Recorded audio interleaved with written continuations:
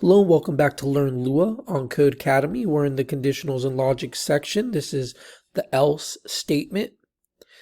Next, let's talk about a common scenario. We want something to happen if our condition is true, or we want something else to happen if our condition is false.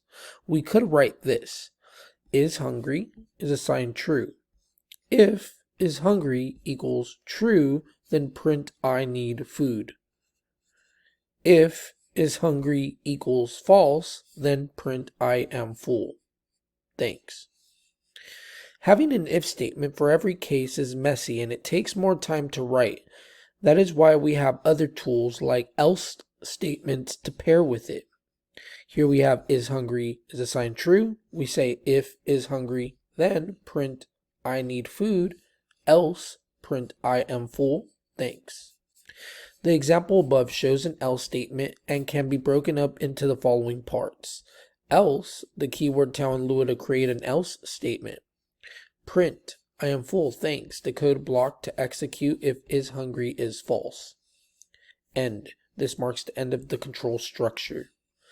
An else statement is a code block that cannot stand alone. It must follow an if statement that it is paired with. The code block for the else statement will only run if the Boolean expression in the if statement is false.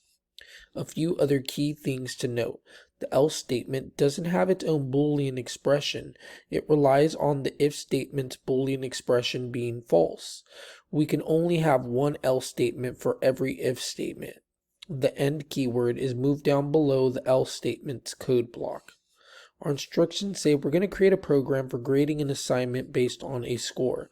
Create a variable called score and assign it the value 90. Then create an if statement that prints you've passed if the score is greater than or equal to 80. Let's zoom out and do that. So let's take their skeleton that they have here. Let's copy that and we should be able to use it in our example. So let's add our code. And instead of is hungry, we're creating a variable called score. And it will be assigned the value of 90. Then create an if statement that prints you've passed if the score is greater than or equal to 80.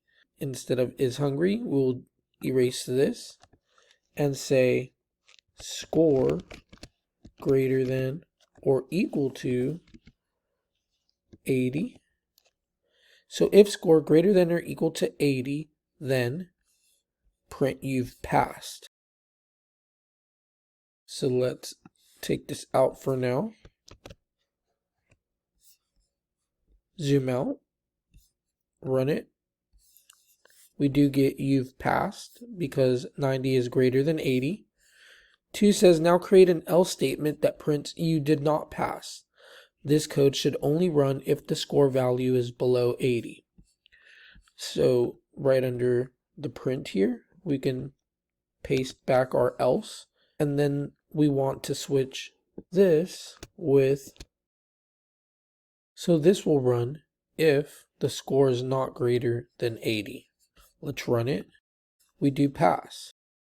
3 tells us change the value of score to 79, 80, and 81. Run the code after each time you change the value.